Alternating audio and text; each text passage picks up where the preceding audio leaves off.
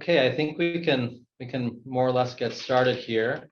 So, I'm happy. I think this is maybe our sixth or seventh webinar by Flexergy this year. And if you don't know Flexergy or you're new to Flexergy, we've developed a point of care platform that currently allows for Salmonella, EHV1, and then we plan to release a Strep equi assay and have a respiratory panel under development. But with new technology really comes the need for education and the why and the how and really around the specific diseases, but also just general pragmatic approaches for biosecurity. So for us, it's really critical to sponsor and support research like this in combination with development of the technology. And yeah, today we have some really great content. Just some couple of items I want to cover. This is 1 CE credit. There is a form here in the chat, but we will reach out on Tuesday with a recording of the webinar, as well as the form again to apply for CE credit. In addition, we also have a page on our website that should have, I think, 5 webinars now that all give you CE credit. So please forward that to your practices and all the vets and vet techs in your practices, as that's all free to you and for your benefit. But getting to the title today, the title today is Core Concepts of Veterinary Hospital Biosecurity. Again, it's important for us to cover. We want to cover and get different perspectives on how groups are implementing their biosecurity plans and looking at various housing strategies, surveillance techniques, hygiene considerations, and how that can apply and differ depending on what facility you're in. Really excited to have Dr. Brandy Burgess speaking today, and then also Dr. Traub Dargits moderating. I can give a couple of quick introductions for both of them, but I'm sure everyone's heard their names before. Dr. Burgess is currently professor of epidemiology and infection control, the director of infection control, and a few other titles at the University of Georgia. She's also had placements in Canada and Colorado State, and I believe Virginia as well. So yep, really has gotten exposure. Virginia Tech, some different exposure to a lot of different regions, which is great, and bringing that to us. Again, a lot of focus on biosecurity from Dr. Burgess, so we're really excited to hear the content she has today. And I also want to introduce Dr. Traub Dargits. Dr. Traub, thank you so much for continuing to moderate our sessions and provide great questions to our presenters, and also that you presented as well. Dr. Traub Dargits is a professor emeritus at Colorado State, has really had a storied career in the equine industry and helped bring a lot of addition to infection control, biosecurity, and just general welfare and care of the horse. So with your questions, if everyone can ask them as they come up and put them in the Q&A or the chat, we are going to cover them at the end. But yeah, please do add your questions. I think there's a wealth of knowledge here, so let's see what we can get out of them in the next hour. So Dr. Burgess, I will hand it off to you. And again, thank you so much, everyone, for joining us during your dinner time. Yeah, thanks very much, Eric. You can hear me all right, I presume. Cool, so we'll carry forward. So I'm happy to do this tonight. I appreciate the invite. And it's nice to get to work with Dr. Traub, who actually taught me as a veterinary student. So it's sort of nice to complete the circle. So it's nice to spend this time with everybody. So I wanted to get this to move forward. There we go. So I wanted to give you an idea of what we're going to cover tonight. So when we get done with this session, I hope that you all will be able to define infection control and biosecurity. I want you to understand the importance of infection control in the practice of veterinary medicine. I want you to be able to describe the general areas of activity in an infection control program. That's the bulk of what we're going to cover tonight, just some of the way that I sort of approach it and how I think of it. And then at the very end, we're going to think about how you might apply some of those concepts to infection control in different hospital settings and different situations to get you to sort of think about how you could apply some of these ideas to your clinics and practices. So the first thing I want you all to do is I want you to literally take out a piece of paper, and I'm going to give you a few seconds here. I want you to actually define biosecurity and infection control. So I want you to take a few minutes, write down how you would define this. And I'm literally going to sit here and time you. So you've got 30 seconds to write that down.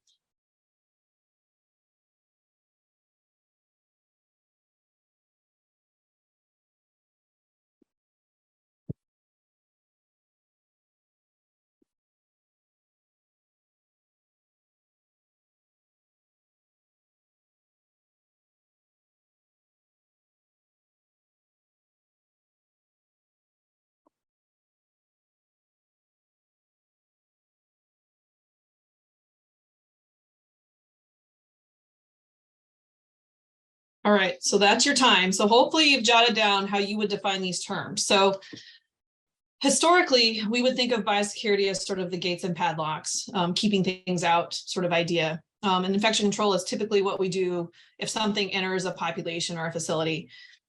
In practice, though, we're really doing all this at the same time. So I tend to define these terms connected in this way, that they're all efforts designed to reduce the risk of introduction and dissemination of an infectious agent in a population or facility. And so, because we knowingly bring contagious animals into our hospitals and have to manage it once it gets in there.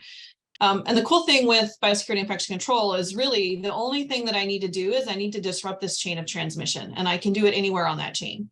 And so that's the really cool part is, you could focus on the agent, you could focus on the host, or you could really focus on the mode of transmission, which is a lot of what we're going to talk about today, is that how we're going to disrupt the transmission chain, but do it when we think about how it's being transmitted in the hospital.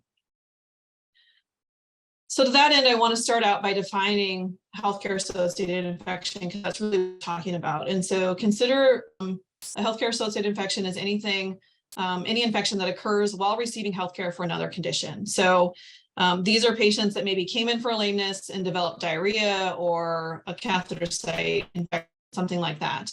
And so these are animals that have come in for another reason, and we've basically done some harm to them. And so this is what we're talking about. How do we reduce this number and prevent this from happening? So another moment that I want you to take a few seconds here and just write your answers to these questions. Do you believe that you can prevent all healthcare associated infections? So jot down, is that a yes or a no for you? Okay, next question I want you to think about. Are veterinarians ethically obligated to do so? Are we ethically obligated to prevent all healthcare associated infections? Go ahead and jot down a yes or a no for that. Okay, so hold on to that because we'll come back and visit that later. I want you to, when we get into this, to really think about sort of what our obligations are as veterinarians. Okay, so now I want to give you a little bit of context and get you to sort of think about what you might do in these different situations. So I want you to look at this image A, and I want you to just think through, are there any concerns regarding infectious disease transmission risks when you look at this picture? So let's take about 15 seconds and jot down anything that you see that you think may be concerning.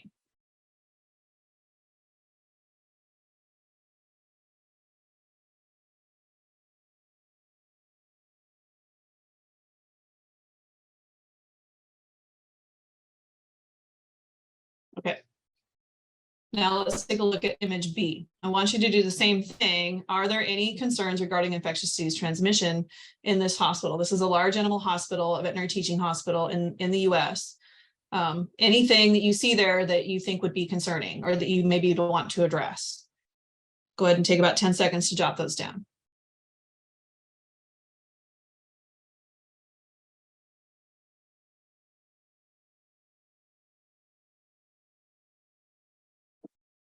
Okay, so hold on to that because we're going to come back to this too when we get towards the end of this to have you sort of reconsider the things that maybe you were concerned about or things that maybe you missed that you should have been concerned about. Okay, so why is this important? Why are we all sitting here tonight? Why have you guys all signed on to do this after hours in the evenings? So I want to put to you this, that we cannot eliminate all risk. And so we really need to focus on that preventable fraction. And when we think about a preventable fraction, it's really that proportion of disease that we could eliminate if we change sort of that exposure distribution. So if we reduce the likelihood of an exposure, can we stop the disease from happening? And so that's really what we want to focus on. And in particular, I want you to think about taking all reasonable precautions to mitigate foreseeable risks. So I think that's an important phrase. We're taking reasonable precautions to mitigate things that are foreseeable. So it doesn't mean that we're going to get rid of everything or reduce it to zero. It just means we're going to take reasonable precautions to address risks that we should be cognizant of. So with that in mind, I'm going to put to you this statement, that optimal patient care cannot be realized without effectively managing risks related to healthcare associated infections. Okay, so this is a statement that comes out of this article that you see this review in the Journal of Veterinary Internal Medicine. And I want to say that as we start publishing stuff like this, we need to realize that this also starts establishing sort of that standard of care when it comes to infection control. And so the first thing when you see this, the optimal patient care, we have to manage risk, is sort of, okay, well, what is the risk really that we're talking about here? And so let's start by looking at how common healthcare associated infections are in human medicine and human hospitals, because we take a lot of evidence from human hospitals and a lot of practices from human hospitals and apply them to veterinary medicine. And so a lot of this started back in the 1970s. They did this, the SENEC study, so the study on efficacy of nosocomial infection control. And what they did is they did a truly randomized stratified sample of hospitals, and they did it on bed count. Bed count is an indicator for how big the hospital is. And they wanted them all to track how many infections they had related to these different sites you see listed here. And you can see that in general, over all those sites, they had about 5.7 infections per 100 hospital admissions. And then they said, okay, well, now let's implement a comprehensive infection control program. And so what that looked like is you had to have a trained person. It could be an infectious disease doc, an infectious disease nurse, a hospital epidemiologist, but somebody that was trained in sort of that field. You had to be doing some sort of surveillance, and we're going to talk about that here in a few more slides. And then you had to report that back to the stakeholders. So, close that loop so that people knew what was happening in the hospital. And when you did that, they could drop the nosocomial infection rates by 32%, which is a pretty big number, right? Okay, so what is the burden of healthcare associated infections in human hospitals? Well, for that information, we can look at the National Nosocomial Infection Surveillance data. And this is data collected by the CDC, where they're asking human healthcare about central line infections, urinary catheter infections, surgical site infections, and ventilator associated pneumonia. So some of those things we don't really do in veterinary medicine, fair enough, but I think we can glean some information from this about what sort of a burden this places on the healthcare system. And so it's estimated that about 1.7 million healthcare associated infections occur each year in human hospitals. And that means that there's about an estimated 5% of admissions that'll develop a healthcare associated infections during hospitalization. There's an estimated 31% of unexpected deaths that they think were possibly or probably related to a healthcare associated infection. So not definitively, but think certainly had a negative impact on these individuals. And not only does it increase the morbidity and mortality, but it also increases the duration of hospitalization. And in fact, for humans, it's one of the top 10 causes of death in the US. So I think these numbers are somewhat shocking. These numbers were taken from an article that was quite a few years old at this point. And so those numbers have likely changed, but I think it gives us time to, or reason to think about, okay, what does it look like on the veterinary side? And do we see something similar? Like reasonably, we should expect if we have a healthcare associated infection, it's likely going to increase the duration of hospitalization and things like that. And so let's see, what sort of data do we have on the veterinary side? We don't have as much data as they have on the human side. So on the veterinary side, we have a few studies that were performed using syndromic surveillance, which is exactly what it sounds like. You're just looking for a syndrome. It might be diarrhea, fever, that kind of thing, but you're not getting a definitive diagnosis by submitting to a lab. And so what the researchers did was they actually looked for these 7 syndromic events you see listed there on the top right. And they had, this study was conducted at 5 different universities. Basically, when a patient came into the critical care, during the hospitalization, there was a form they had to fill out when the patient was discharged that asked, did any one of these syndromes happen while this patient was there? At the end of the day, you can see they looked at dogs, cats, and horses, and they had about 5.5 events per 100 hospitalization days. So this number is a little bit different than the one I just shared. The one on the human hospitals was number of admissions. This is hospitalization days, so it's a little bit different. But still, I mean, that seems like a relatively high number, although we don't really have anything to compare it to. And I do want to point out that this is looking at critical care patients. So these are likely different than a perfectly healthy sort of patient that comes in for, a lameness evaluation or otherwise healthy recheck, that kind of thing. So we would expect that nosocomial infections, syndromic type surveillance, you would find fewer of these in healthy animals, right? But it at least gives us a baseline to look at. If we think about the impact on veterinary teaching hospitals, we don't have a ton of information there either, but we do have a bit of information from a cross-sectional study that was done in 2006, reported out in 2008. But what we did is we actually phoned up all of the teaching hospitals in North America and asked to speak to whoever was in charge of their program and said, hey, what happened in your program relative to the people in your hospital in the previous 2 years? About 50% of the hospitals said that they had identified zoonotic infections among their personnel. Typically it's crypto, MRSA, salmonella, so it probably doesn't surprise you there. When we asked what happened to the patients, about 82% of them actually reported outbreaks in the previous 5 years. Most commonly that's salmonella. So that's, you have to think about equine hospitals there. And then don't forget there's an impact on the hospital. Well, 58% of them actually restricted patient admissions, some even closed, right? Typically due to salmonella. So again, these are typically equine hospitals.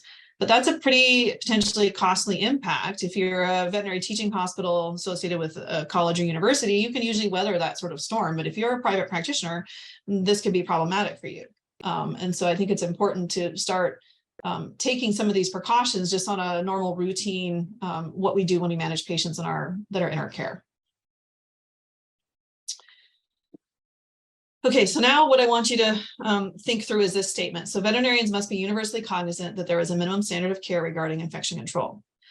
So sounds like we're starting to get in sort of some of the legal side of things and where you could have some liabilities. And so this is a statement that's taken directly out of this article from the third Have-Meyer workshop on infection control. And for those of you not familiar with these are workshops that bring together sort of experts and talk about sort of the state of the art for a particular topic. And this one happened to be infection control in equine populations. The concepts in that article apply to small animal just as they do to large. I think it's important to recognize that as these publications come out, again, we're setting some of the minimum standard. And so in this article, we talk about substandard infection control as recognizable. So that would mean, or you should interpret that saying that you could do too little. So if we're not taking reasonable precautions to mitigate foreseeable risks, then that's a problem. We also talk about the fact that infection control programs are dynamic and should rely upon organized surveillance efforts. So every hospital is a bit different and we have different challenges, regionally with different bugs and things like that. And so you have to be mindful of that. And the third thing that we highlight really is that the necessary components of an infection control program will vary with the population of the facility. Again, populations, facilities are somewhat unique, and this could change, not only changes regionally, but could change over time. And recently, to sort of add more layers to this and sort of get you on board that this is becoming more and more important, AEP put out their position statement on biosecurity in 2022, saying that it is something that is expected, that you need to be doing something to decrease the risk of disease transmission to other animals as well as to people. And so this gets us back to, are we obligated as veterinarians to be doing something about this?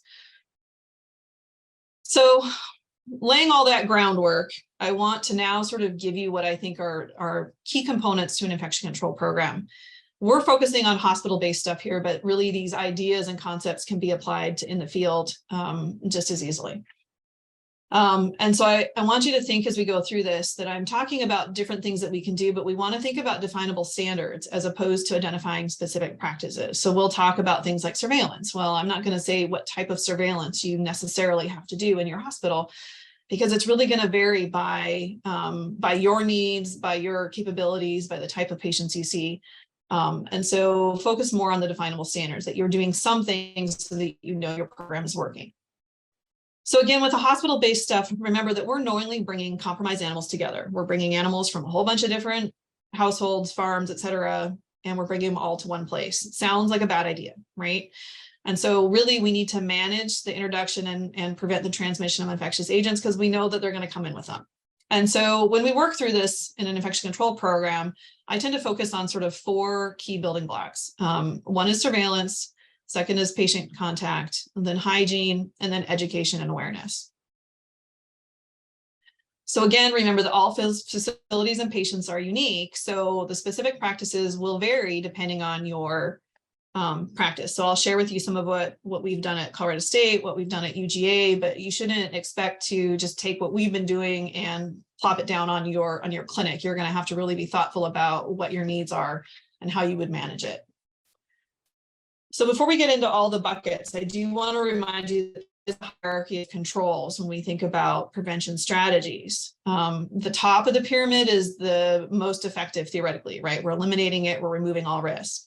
Least effective tends to be the personal protective equipment there at the bottom of the pyramid. While this is a component of a complete infection control program, it typically is the least effective. But where do we spend most of our time when we think about developing infection control programs? Well, we spend most of our time down here in the personal protective equipment, administrative controls. So that's when you write your policies and protocols. And sometimes we'll do some of the engineering controls. We can't move a ton of walls in facilities necessarily, but you could install more hand hygiene stations, things like that, that would help with managing disease transmission. And then we tend to isolate things, right? But again, we'll have a limited capacity to do that because you only have so many stalls or so many kennels where you can do that. So just be mindful that as we go up that pyramid, that actually is a more effective way to manage risk, but oftentimes we're stuck down here in the bottom, just necessarily with what we're doing and how we operate. So let's think about surveillance. So surveillance really means that you're collecting data and you have a plan of action. So it's not just monitoring. I'm not just looking for things and not doing anything, but I'm actually collecting the data and I'm going to do something with it.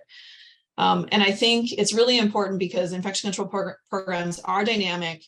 And they're changing over time. You should be collecting some amount of data that helps you understand what you're doing and ensuring that what you're doing is effective. And the only way to do that is to collect some data.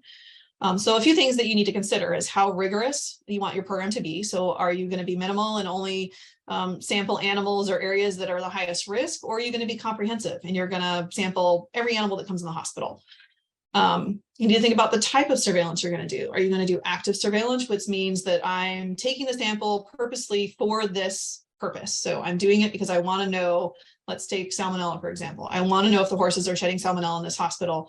I'm going to actively collect samples from horses purposely for the infection control program, and I'm going to get that information. Versus I'm going to do more of a passive surveillance where stuff is being submitted for diagnostic purposes for other reasons. So it might be surgical site that they've submitted a culture on. And then me, as the infection control person, will get a report from the lab that maybe says, hey, there's that animal in your hospital with a multi-drug resistant bug. That's passive. You might want to sample all patients, as I mentioned, under the rigor, or maybe it's going to be targeted. Do I have a certain patient group that I'm more concerned about? For example, with salmonella, we know that in general, colics tend to shed that more commonly than other horses, or in fact, horses that have severe disease will be more likely to shed it. And so do I focus my efforts on those animals, or is it important for me to really sample all the patients? And then the bottom one you see there, laboratory-based versus syndromic. Syndromic, I already introduced you to. That's the one literally that you're just looking for a syndrome. I don't have an actual agent that I've detected, but I'm going to manage that animal differently, probably just because of the syndrome I'm detecting.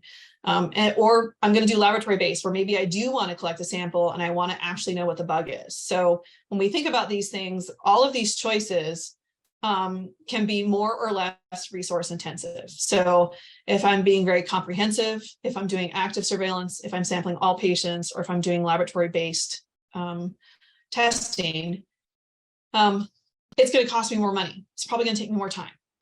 If I do sort of minimal rigor, I get the passive surveillance, I'm targeted, so I'm only doing a few samples every week, or we're using syndromic surveillance where I'm not actually submitting to the lab. Those are recognizably less expensive, usually takes less time. It gives you a different type of data. And so you just have to recognize what you've got. but you do need to do something relative to understanding the efficacy of your program. And so what that'll be for you depends on what your concerns are, what types of bugs you see in your area, that kind of thing. And so what you'll want to do is you'll want to collect this data. So you're going to monitor and collect the data, you're going to summarize the findings, and you're going to report it back to stakeholders so we can close that loop and get people on board with our program. So next, let's think about managing patient contact. In general, we sort of approach this about sort of three big ways, in my opinion. We segregate or we isolate patients. We might be using barrier nursing precautions, or we might use some remote monitoring. I think it's important to remember that it's not just direct contact we need to manage, but we're also going to manage that indirect contact. So it's not like nose to nose touching of the patients. It's, did I use an ultrasound in this stall and then wheel it down the aisle and ultrasound another horse without taking any precautions to clean it, right? So it's that kind of thing too, to sort of be mindful of that. So if we think about segregating patients, I'm going to show you a couple of diagrams here just to give you a feel for what we're talking about. So this is a schematic of Colorado State University's old veterinary teaching hospital. And you can see that the whole hospital is connected in some way, shape, or form. Small animals are separate from the equine outpatients, which are separate from inpatients. And within the inpatients, we would separate out the colics. And food animal was a separate facility as well. There was some connection with all of these, but we limited traffic flow. And then notice that we've got different isolation areas that are specific for high-risk patients. We've got an area in the small animal hospital, but we also have an area just in the ICU for small animals. And then we've got a separate facility for large animals that's located sort of across the parking lot. And so we can easily segregate, and we're segregating based on risk here. The likelihood that they're going to shed, typically it's sort of salmonella that we worry about in the large animal hospital. This is a diagram of UGA, so very similar. We've got small animal on this side of the building over here. We've got some central services that everybody uses, and then we get over here to the large animal side where we again have 3 or 4 separate barns where we keep animals separate, where we've got outpatient, we've got inpatients, which is usually the orthopedic type stuff. And then we've got an ICU and an emergency that are sort of Mayer foals and colics. And so we keep those separate. Food animal is separate. And then again, a separate isolation unit for horses. Now, we have the luxury of having a separate isolation unit for horses. Do you have to have that? No. You just have to manage risk and create protocols that help you manage that risk if you have stalls that are connected to the main part of your hospital. Okay, so now let's think about use of barrier nursing precautions. I want to put to you that I think there are standard things that you should be doing all the time. Hand washing, in particular after touching potentially contaminated materials. I think you should wear gloves as appropriate. So remember, gloves are an adjunct to hand hygiene, not in lieu of hand hygiene, right? So make sure you're wearing them as appropriate. You should always have some sort of mask, eye protection, face shield type equipment in your hospital or in your truck if you're a field service veterinarian to protect mucous membranes from splashes and sprays. You should really be wearing protective outerwear. You know, hospital dedicated attire is a really good idea. So you're not going to take that stuff home with you, and you're not going to take it from farm to farm or from case to case. Don't forget that routine cleaning and disinfection, we're going to talk about that in a minute in a little bit more detail. That should be sort of your standard precaution that you take to limit transmission risks. And then don't forget, anytime you have contaminated equipment, you should be managing that risk as well. You may want to increase some of those precautions if you have concerns about an airborne type transmission. So you might use an N95 respirator. If you're worried about droplet precautions, we're all very familiar with this at this point, but you might want to wear a mask and eye protection and keep your distance. And don't forget the contact barrier precautions. There's a certain level of that you should be doing all the time, but you may increase that if you've got an index of suspicion of something that you're concerned about.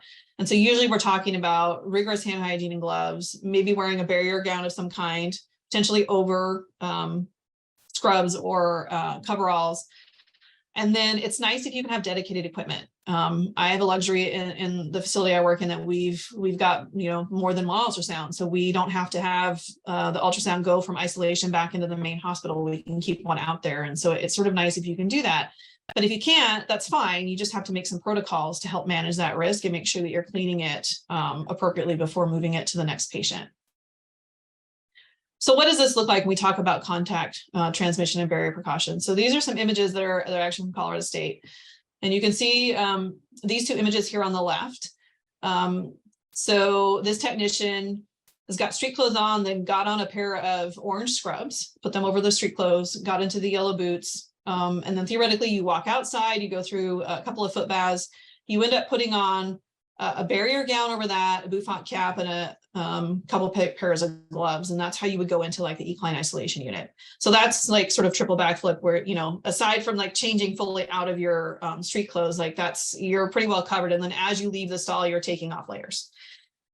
These two pictures here on the right, this would be a representation of, let's say it's colic aisle. And so this is sort of downgraded a bit. I've got my street clothes on and maybe I put on a pair of coveralls and boots, and then I would walk into the alleyway there, maybe stepping through foot baths, put on a barrier gown before I get to the stall or when I get to the stall. And then I go in and I would take care of the horse as needed. And then when I come out, I would hang it up on a hook outside of the stall.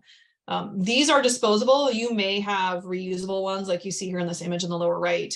If you're using reusable gowns, it's just critically important that you know which is the inside that goes to the person and which is the outside, which is theoretically the dirty side. So you want to make sure that you've marked that to make it very clear for whoever the next user is. When we think about remote patient observation, I think we do this a lot. We did this a lot at Colorado State, and these are the images from CSU, and we do this a bit at UGA. So the image in the top right, this is actually the colic aisle or the old colic aisle at CSU. And you can see that there's these little balls going along the ceiling here. And so these have cameras that are strategically placed. So this horse that you see here is waiting to go home. Like there's really no reason for me to go in there and poke and prod at him, right? And so every time I go in and interact with one of these animals, there's the possibility of a transmission. So if I can reduce the times that I have to do that, I've effectively disrupted my chain of transmission. And so there's no reason that I need to do anything with this horse while he's waiting to go home. And so it's sort of a nice thing to think about, where it's not that you're not going to go check on them a couple times a day like you normally do, but you probably don't need to go in there 6 times a day. You can see him, he's fine. If you have it set up with, you know, your firewalls and security, you can actually have clinicians, they can have the ability to log on from remote sites and see what's going on, which is kind of nice. Okay, so now let's shift to the environmental and personal. When we think about hygiene, it's the environment, equipment, personnel, and patients. So it's all 4 of those categories. The environment, it comes down to facility design and whether or not you've got cleanable surfaces. So we can't disinfect wood that's unsealed. We can't disinfect dirt. We can't disinfect concrete that's not sealed. So it's important to make sure that your facility is well maintained. And then make sure you've got proper protocols in place, right? We can't always change things to make them totally perfect relative to infection control, but we can do a lot relative to protocols to ensure that we're making it as low risk as possible. With the equipment, again, I mentioned that segregating equipment is a nice thing to be able to do, but oftentimes we can't, right? You've only got one ultrasound. So you're going to have to figure out a standard operating procedure or an SOP that allows you to use it and clean it before moving to the next use to the next patient. When we think about our personnel, it's hand hygiene and clothing, but don't forget footwear, right? The boots that you wear all the time, really the shoes that you wear to the hospital, you should just wear in the hospital and you should actually change out of them before you head home. And then don't forget patients play a role in the hygiene side of things too. Okay, so we all probably know how to clean, but let's just cover it just so we have that foundational knowledge, make sure that we're all on the same page here. So remember that this is actually a multi-step process. We want you to remove the visible debris and scrub with a detergent. And we want you to scrub with a detergent because biofilms build up.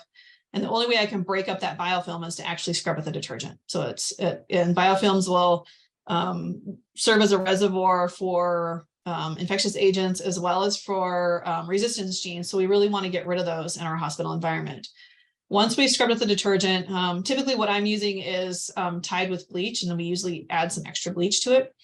Then we rinse, make sure you rinse really well so you don't have a reaction from the detergent to the disinfectant. Theoretically, you should allow this to dry. If the surface remains wet, then you will effectively dilute out your disinfectant. And so theoretically, you want it to dry in an environment like where I am, where it's pretty humid in the summertime. That can be a little bit of a challenge. And then you're going to apply your disinfectant. So which of these steps is something that's the most important in my mind?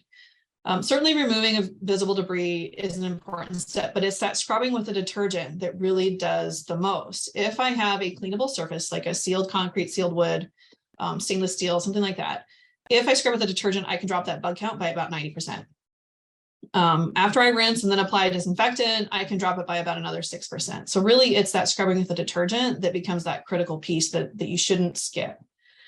And I want to remind you too that disinfection is a chemical reaction. So remember in chemistry, when you were in high school or college, maybe, the chemical, equation was up there on the board. And remember, if they said if there's a whole bunch of stuff on the left-hand side, it will force that reaction to go faster. So that whole bunch of stuff on the left side could be that organic debris. And if we have a whole bunch sitting there, it's going to force your reaction to go really fast. And it's not actually going to kill the bugs that you're targeting.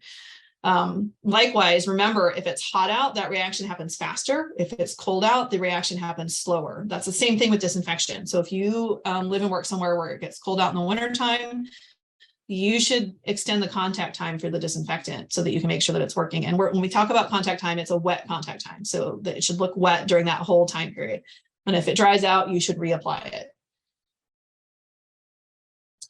Okay, so you may be wondering what type of disinfectants you should use. And I would say it sort of depends on the person and what they do. And I want to share with you some data around why I think it's not all about the disinfectant you choose, but it's very important to make sure you've got high quality training so that people know how to appropriately clean and why they're doing it.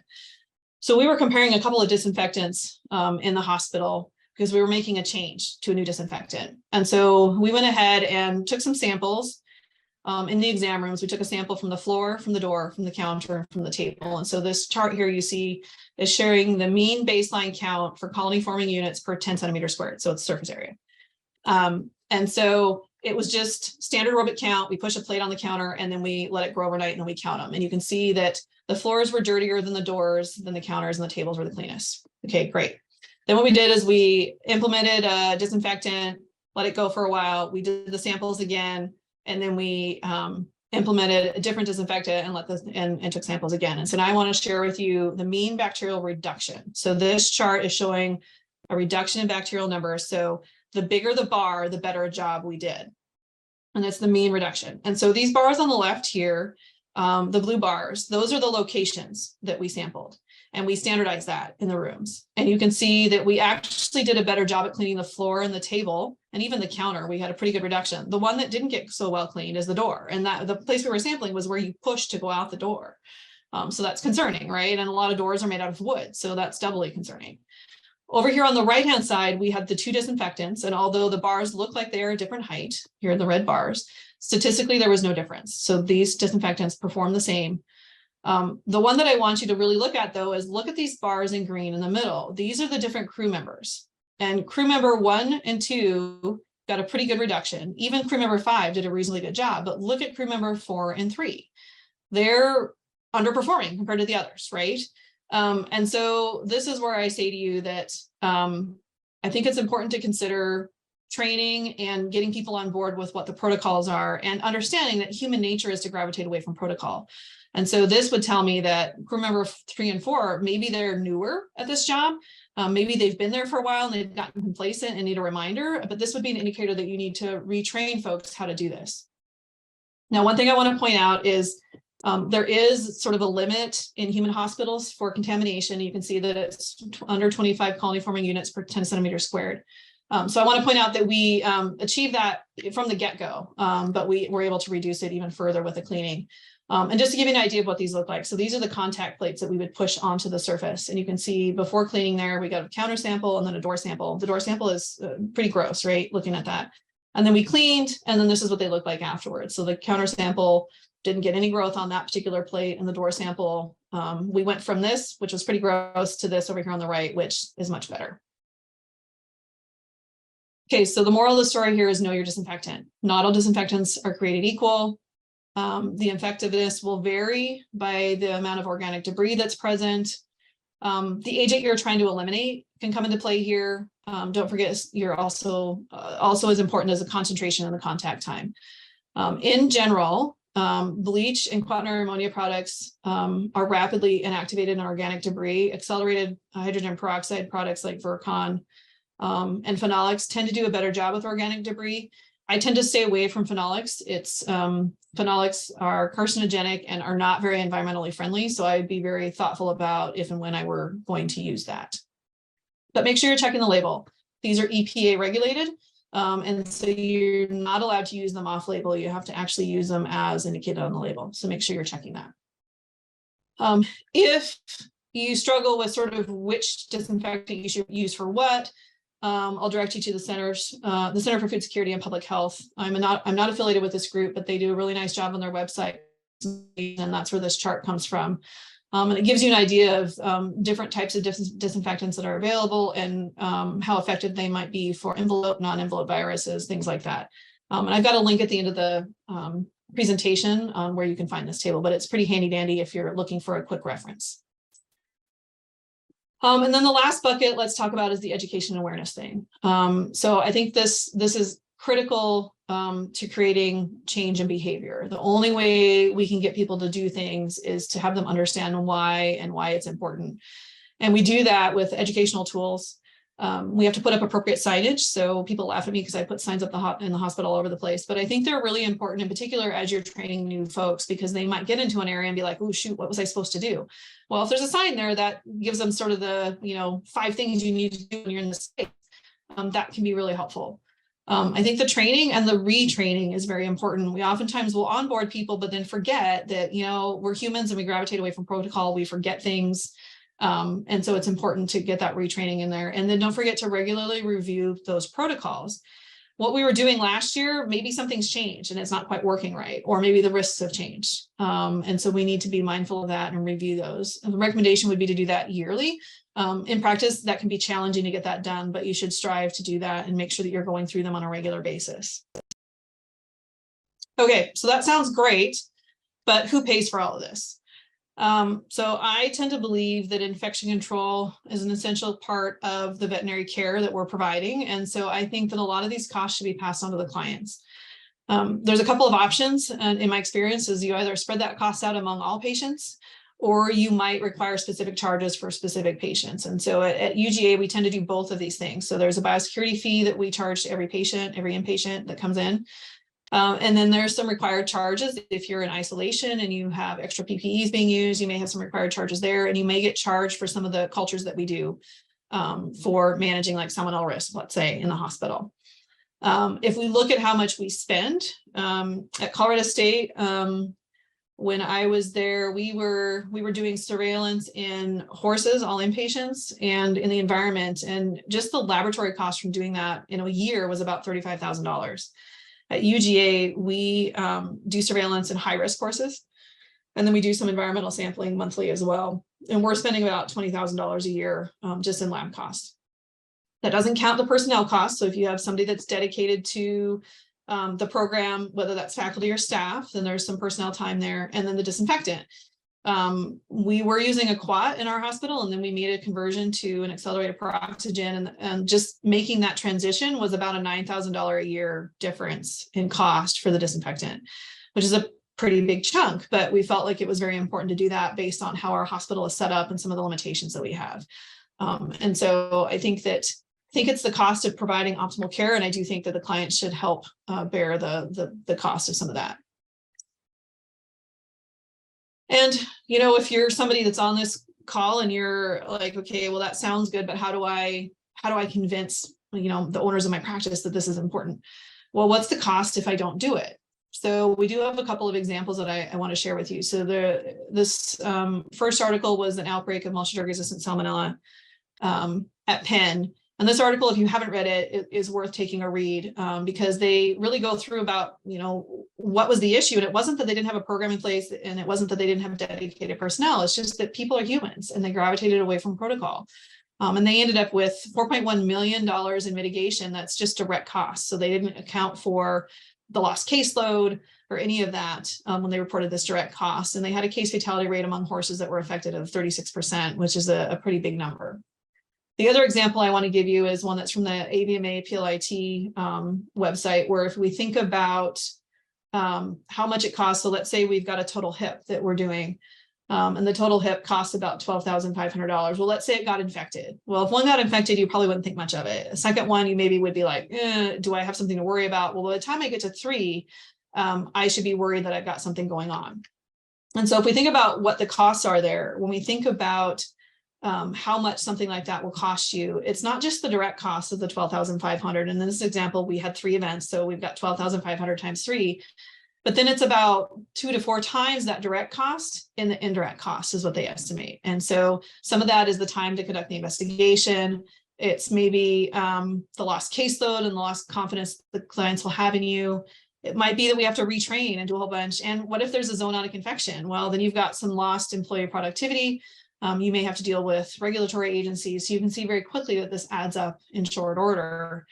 And that happens a few times, like even once you've probably paid for doing your surveillance program and even having somebody have some dedicated time. So I think you just have to try to demonstrate that there is a trade-off here, and it's oftentimes difficult for me to say how many outbreaks I averted, right? Because of what we were doing in the hospital. It's hard for me to quantify that, but there are a few examples in literature that help highlight that. And so I want to leave you with the last few slides here with some things to think about. Can you assess the success of your program, the success of your prevention efforts, right? Are you able to detect nosocomial disease? Can you identify an epidemic of disease in your patient population? Do you know factors related to nosocomial disease in your hospital? There are some publications out there about different bugs and what the factors are in different hospitals. And it's important to sort of look and say, does that hospital look like my hospital? Is that comparable, or do I need to do some surveillance to understand what that looks like? If I have a zoonotic infection in a patient, if I identify that potential zoonotic agent, should I be telling the clients about that? I would argue that you should, that ethically we're obligated to report that to them. I also want you to think about this idea that to have a successful program, you have to have the right fit. What do you need in your facility? What can you live with, right? We all have different levels of risk aversion. And does that change over time? So what I implement right now in May might be different than what I've got going on in August, depending on infectious disease risk in my area. Think about appropriate design. You can't just take what I do at UGA or what we were doing at CSU and just plop it down on your hospital. Like, you really need to think about what your goals are, what policies are important to you and therefore are going to be enforced. I think it's important to recognize that you may have a policy in place that at some point is no longer important. And you should just cancel it, right? Eliminate anything that's unnecessary. And try to get buy-in at all levels. If you have participation at all levels, from administration all the way through to animal caretakers, then you'll have a program that's very robust. Okay, so back where we started. Take a minute. Now that you're looking at this image, are there things that you wrote down the first time? Take a look. Are there things that you're like, oh, I'm not really worried about that anymore? Or now when you look at it, are you like, oh, there's a few other things that maybe I'm concerned about? So when I look at this, I think, well, all those feed are sitting really close together in dirt. I can't disinfect that. But I do like that it's a lot of sunlight, right? That the grass is relatively short. Those are bonuses that in my mind, but I can't disinfect dirt. So this is problematic if I put something out here that's shedding a contagious organism. And then B, what are the things that you think you should have added or things that you shouldn't have?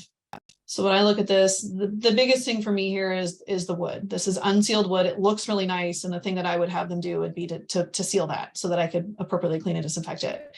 The black rubber mats are common things that we see in the hospital. If the seams start breaking down, then you'll have problems with those. So you have to be on top of it and make sure you're sealing those as appropriate. And so I just want to leave you with a few other things to think about. When you think about implementing a program in your facility, in your area, I want you to think about what you would do if you have vesicular stomatitis on the rise in your practice region. So do you close the hospital? Do you change and maybe do something different with how you admit patients? So this is a regular occurrence at Colorado State, where we would have times in the summer where vesicular stomatitis would be occurring either in our region or really close to our region. And so we would shift, and we had a protocol in place where it's like every horse before it came off the trailer and came into our hospital would be checked by a veterinarian, and we'd be looking for clinical signs that were suggestive of vesicular stomatitis. And if we saw it, then we would put them in isolation. And if we did that, we didn't quarantine our whole hospital. We could just quarantine our isolation unit. And so it could be something like that that triggers you to maybe change and shift what you're doing. So how about this? You've got carbapenem resistant E. coli in 2 dogs in your ICU. Is that concerning? What would you do? we recently had this in our facility. And it's concerning because that's usually, it's a human sort of issue, but it's something that's been emerging in veterinary medicine. And so we actually ended up having pretty extensive contamination when the two dogs triggered us to look more closely to the environment. We took more samples. And we ended up closing down for about 4 days and doing a very intensive cleaning and then opening back up again. But it's a big decision, right? We shut down and sent patients home, and we shut down for 4 days. What about canine flu being reported in a major metropolitan area near your practice region? Do you just not take dogs in, or do you do something different? So this is similar to the vesicular stomatitis one, where typically we would shift to a different protocol for dogs that are coming into the hospital, and we'd be checking them in the parking lot, making sure they don't look like they have flu, quizzing the owners about what the symptoms are, and then maybe managing those patients differently during that time period. And then once the risk is gone, then we shift back to what we normally do. What about if you have a down horse that's admitted to your hospital and 7 days later, other hospitalized horses spike fevers? Do you shut down? What do you do? Well, right now you just have a syndrome, right? So you're maybe going to do a few more tests to see what you think you have, and then you're going to make decisions appropriately. And don't forget, part of this is going to be communicating. If this ends up being equine herpes virus, what do I do? Do I call owners that had horses that were in here during this time period? And so you have to come up with a plan. And I tend to think that transparency is the best policy. And then finally, what if there's a major outbreak of EHV1 in your area? And it happened maybe 2 weeks ago, and it's been, that it's been going on. So think about the Ogden outbreak, right?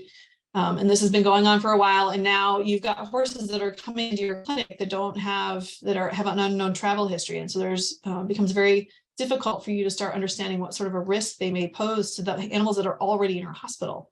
So what do? Do you not accept them? Do you take them and don't worry about it? So this was a reality that we had at Colorado State when that was all going on. And we opted to actually shut down. We closed our facility except for truly emergent patients, because we had multiple horses in hospital, and we actually had multiple EHV1 positive horses that we were managing already in isolation. So it became really difficult for us to manage everything. So we actually closed for a couple of weeks just while this all passed and settled down. So you can see how you can apply these principles in different ways in different situations, and you have to be really mindful about what's going on in your area. So just leave you with these key points. I'll let you go ahead and read those at your leisure, because I think we're running long on time. I apologize.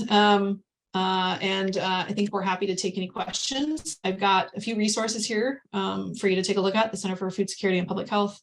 And then I really like this Farm Biosecurity site. That's an Australian site, but they have a lot of good content. Thank you, Dr. Burgess. Yes, ma'am. So there were a couple questions in the chat. One was, is there a need to let the detergent solution that you're using to scrub sit on the surface before rinsing? Is there a time that you need contact? We don't really do a contact time with detergent necessarily. The times that it becomes beneficial, in particular when you've added bleach to it, is if you're trying to break up stuff that's stuck to walls, some of that organic debris. Sometimes it helps to let it sit there for a bit and then re-scrub. And certainly if we've done it and we rinse and we still have some of that debris, then we'll reapply and do it again. And sometimes it's elbow grease, right? You just need people to scrub more. Okay. There was another question, whether you had done any environmental testing for respiratory pathogens. The only time that we do that, so I guess the question back would be which pathogens, right? So we do a little bit for strep equi. If we've got positive horses in the hospital, we'll do a little environmental surveillance to make sure that we've actually appropriately cleaned the stall. Experimentally, I've done a little bit around equine herpes virus, but it's pretty wimpy. So as long as I do a good job cleaning it, it tends to not be a problem. And so those are the only 2 times that I've ever sort of really done that. Yeah, mostly what I'm looking for, at least in a large animal hospital, is salmonella when it comes to infection control program. On the small animal side, MRSA, MRSAP tends to be challenging. And then for us right now, we're still doing surveillance for the carbapenem resistant E. coli on that side, which obviously isn't a respiratory pathogen, but that's the types of bugs that we've been looking at and doing surveillance for. Another one is, have you seen any resistance among your clients to this fee that's assessed? Yes. So there's a lot of discussion around, number one, do you pass this on to the client? And number two, do you pass it on in a transparent way so they see it? If you pass it on in a transparent way so they see it, they will ask questions about it. Some will push back on it. I think that it's an opportunity for you, though, to demonstrate that you're taking every precaution you can to make this visit safe for this patient and for the other animals in the hospital. And so I tend to use it as an educational moment with the client. It can be a challenging conversation, in particular if you've got young doctors who struggle with this. And so some hospitals, like when I was at Virginia Tech, we buried this in the other fees that we charged, right? So they wouldn't see it as a quote unquote biosecurity or a biosafety fee, but you will get some pushback. Right now at UGA, we're at like $26, I think, a day, or not a day, $26 a patient. And I want to say it was like 22 when I was at CSU, but that was quite a few years ago. And so it's not a ton per animal. But if their bill is big and they're looking for every little cent, they will balk at it a bit. There was a comment in the chat that they have an environmental biosecurity fee that they attach to the invoice of any patient coming in with diarrhea, colitis, anything going into isolation, and that covers their environmental salmonella PCR testing. Oh yeah, I like that idea. And they have another fee, it looks like, for isolation setup and a disinfection fee. Yeah. So I have a question. Do you in your admission for inpatients have a statement about hospital acquired infections and that you do testing based on indication of patients, so that if you're testing every horse for salmonella and it comes up positive on an orthopedic case, the owner at least had informed consent that that was going to happen? Yeah, no, that's a really good question. We do have that on our admission form. It's one of the known risks of hospitalization is potentially developing a healthcare associated infection. And we have in there a little blurb about that we do some surveillance testing on patients. And we specifically call out salmonella because in the state of Georgia, if it's clinical salmonellosis, that's reportable. And so it can have consequences. And so we do notify them that that's the case. And some of them don't like hearing that. I think that there is a risk to being hospitalized, but I think it's one that we are obligated to inform them of. And a reason for animals not to just hang out in the hospital, right? We're not a boarding facility. They should, once they're ready to go, you should send them home. And another question, I guess, I think during the vesicular stomatitis outbreaks, we had the clients sign a declaration as they admitted their animal related to known exposure to cases of vesicular stomatitis. Do you think that's a good idea? And would it be relevant to anything besides vesicular stomatitis, which was a regulated disease at the time? I think the regulated ones, it's easier to require some sort of a statement, or sometimes even we were getting health certificates from the veterinarians, right? If the horse was coming from an actual positive county. So I think it just depends on what you're trying to do. I think if you're, looking back at the Ogden thing, if we'd had more information from the clients about the histories on these horses, it would have helped us make better decisions or more informed decisions. And maybe we wouldn't have been inclined to shut down for a while if we'd had them sign off on sort of what the recent travel history was and that they hadn't been exposed to a known positive animal or a suspect. So I think there are times when it can be helpful. I wouldn't do it all the time. I think you should be thoughtful about requiring extra stuff from clients and making sure that you're only doing it when you need to do it and not do it all the time, because then they recognize there's something different about what's happening, right? And they might choose to wait on something that's not a required visit, right? If it's not an emergency, maybe they'll wait if it's just a lameness evaluation. And that might be better for the horse, right? So, yeah. Eric, did you have any other comments you wanted to make? Questions? No, I guess one question I have is, you mentioned articles coming out and just by having a biosecurity plan becoming kind of the standard of care.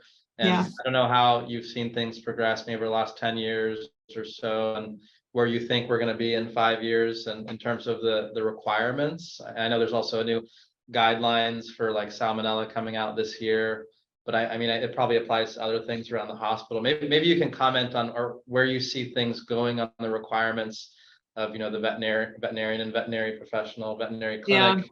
That it's because sometimes it's like, hey, I don't have a teaching hospital that also sees other types of animals, but yeah, maybe you can just comment on where you see things going to wrap things up. Yeah, I think in general, like we're about 10 years behind human healthcare, right, when it comes to this stuff. And so we're just starting to see clients actually sort of demanding this to some degree, right? That they want their pet, their patient to be safe.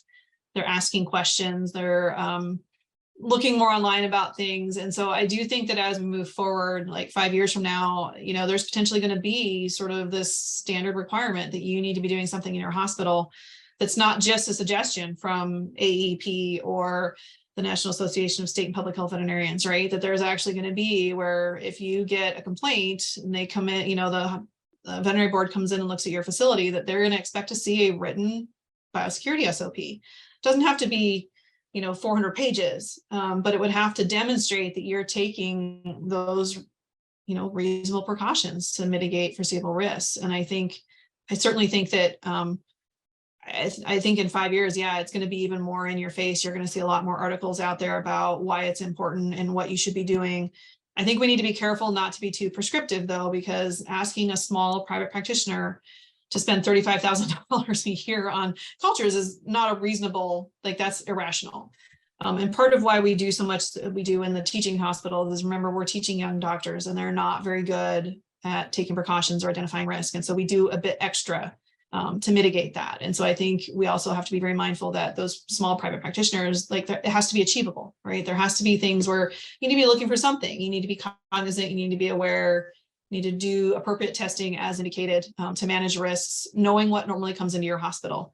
If you're primarily a surgical center, maybe you're looking at surgical site infections or catheter site infections. If you're somebody that's dealing with mares and foals, then maybe you're more worried about diarrhea, right? So you'll sort of pick and choose what works for you. But I do think that moving forward, we as veterinarians need to be doing more and making sure that we're leading the charge so that we don't get regulations put on us that makes it really hard for a small private practitioner to meet the bar, right? Yeah.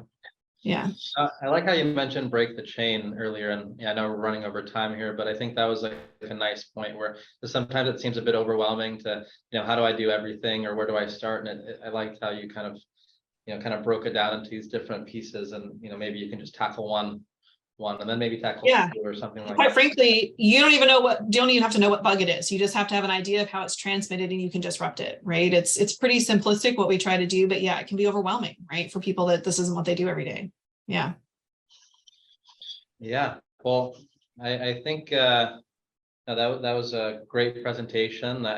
We're a lot of information here, and we're going to definitely share it around. And again, thanks for joining us this evening, Dr. Burgess and Dr. Traub. I'm gonna ping you again soon so we can have you back, because I think there's probably a lot more content to be shared. So, but yeah, thanks again. I learned a lot for sure. So yeah, I appreciate the opportunity. Thank you. Yeah. All right. Good night, everybody. Night.